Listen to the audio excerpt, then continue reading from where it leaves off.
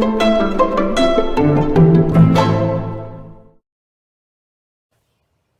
my name is Brandon, and I'm an alcoholic and addict in recovery. And the reason I'm smiling a little bit right now is I'm laughing at myself some.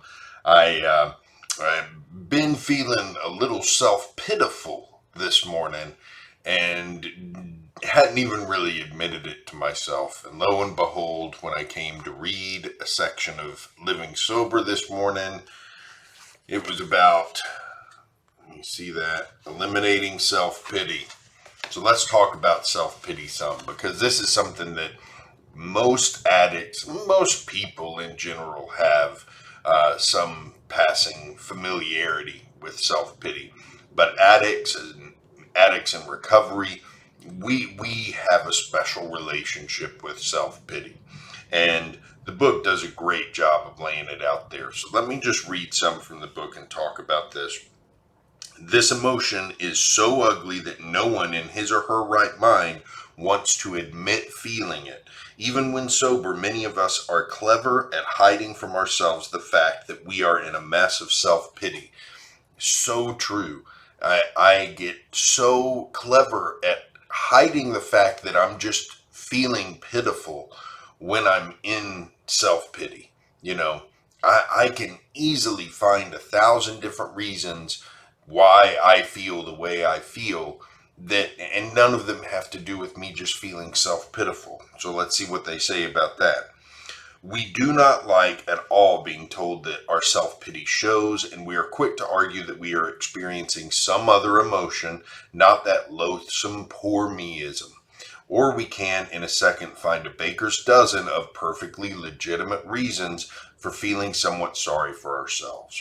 You know, one of the best counselors that I had in recovery, and some of my friends did not like this person very much. But he really hounded me about my self-pity, and he would catch me in it every time.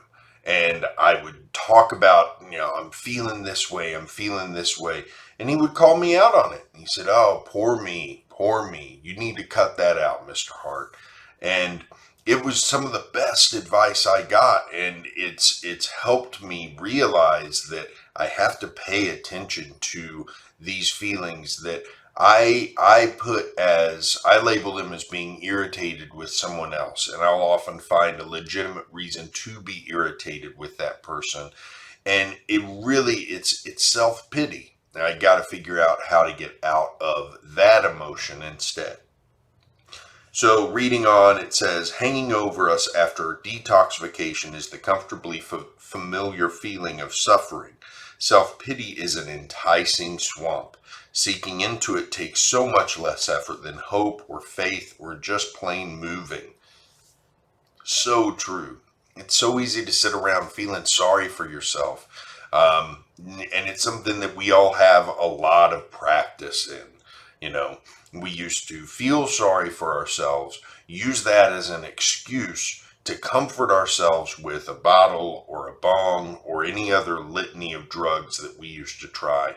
And then we would feel sorry for ourselves for the way that made us feel, and we go back, and it just this big cycle that went on and on.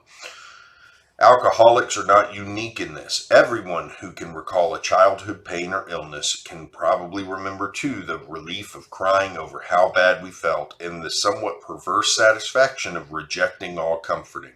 Almost any human being at times can deeply empathize with the childish whine of "leave me alone." One form self-pity takes in some of us when we first got sober is, "Poor me. Why can't I drink like everybody else? Why does this happen to me? Why do I have to be an alcoholic? Why me?" And I totally get that thinking, but I got to remind myself, I did not know anybody who drank like me in my alcoholism. Even the people I got drunk with didn't drink like me. I didn't know anybody who drank like me, to the excess that I drank and for the reasons that I drank. They were all drinking to have fun. I was drinking to run from things. So, got to be honest with that, is that, why can't I drink like everybody else? Well, I never did drink like everybody else. So, you know, that helps me to realize that, I've never been like those people. And then moving down a little bit, they say some people show real zeal for pressing salt into their own wounds. A ferocious proficiency at that useless game often survives from our drinking days. We can also display a weird flair for expanding a minor annoyance into a whole universe of gloom. When the mail brings a whopping telephone bill, just one, we bemoan our constantly being in debt and declare it will never, never end. When a souffle falls, we say it proves that we never could and never will do anything right. When the new car arrives, we say to somebody, with my luck, it'll be a lemon. And yeah, this is me all the way. Anything goes bad, I blow it up into, some terrible circumstance and an indication that this one bad thing will happen forever and ever and ever and ever, and I'll never ever catch a break, and I'll never ever be good at anything, and I'll never ever. And that is something that we have to fix our perspective, and we have to fix the way we think about life. And we've got to avoid that kind of thinking and get into the thinking of being a little bit less extreme about the way we approach these regular day-to-day things that happen, and the desire to get into self-pity comes from a place of self-absorption. So, a good part of us getting away from the selfish things and the self centered thinking that we had in our addiction, that thinking lasts into recovery. Just because we put down the bottle or put down the pills doesn't mean that we're immune to self centered thinking. And so here's what they say about that. Its essence is total self-absorption. We can get so stridently concerned about me, that we lose touch with virtually everyone else. It's not easy to put up with anyone who acts that way, except a sick infant. So when we get into the poor me bog, we try to hide it, particularly from ourselves. But that's no way to get out of it. So they give 3 suggestions to getting out of it, and I'm going to give a 4th. They talk about fellowship. Find a friend. Talk to a friend about how you're feeling. Even if it's not a friend, find somebody on the bus. Find somebody at an AA meeting that you've never talked to before and tell them how you're feeling and get their response. More than likely, if you're honest about the way you're feeling, you're going to get some good perspective, and at least admitting it and talking about it, a lot of times that helps your brain process it in a way that just dwelling on it quietly to yourself, you can't get. And so talking to someone else, super important. Humor. So that's where I found myself this morning, is once I started reading this, I started to laugh at myself a little bit. Man, why are you feeling sorry for yourself? King baby, as my counselor used to call me, Quit being king baby. Count up take some time to do some of the things that you need to do to add a little perspective on this feeling sorry for yourself moment. And one of the ways to do that they suggest is gratitude. Think about all the different things you have to be grateful for in life. Think about all the things that are going right. And think about all the things that you get to enjoy as part of your recovery that you would never have been able to enjoy in your addiction. And finally, the thing that I'll add here is service. Take some time to be of service to those around you, whether it's doing something at an AA meeting or a recovery meeting, making the coffee, helping to clean up, that kind of thing, or just calling up a friend in recovery to check on them. Take your concern out of you and into somebody else, and look at someone else and think about, okay, how are they doing? Let me ask them how they're doing, and then listen and be there for them.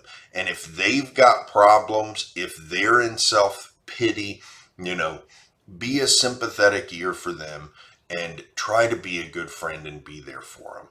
So those are some ways to get out of self-pity. It's a really, really dangerous place to be because it can lead back to the bottle super quick. And one of the things that I find is that my self-pity will run away with me like really fast. And like they say in Living Sober, I don't even really see it accurately all the time. A lot of times I'll be in self pity and have a long list of legitimate reasons why I should feel that way.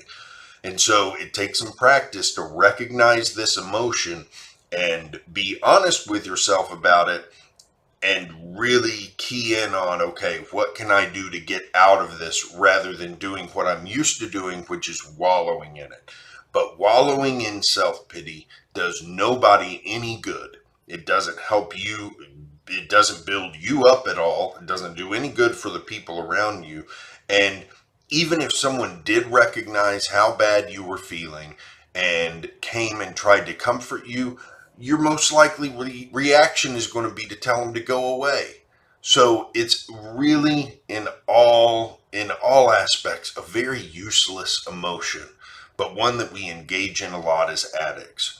In recovery, we need to learn to recognize it. We need to have tools to deal with it. And if we do, our quality of life and our ability to be of service to those around us and be good to ourselves is going to increase so much more than it would if we continue to experience that emotion.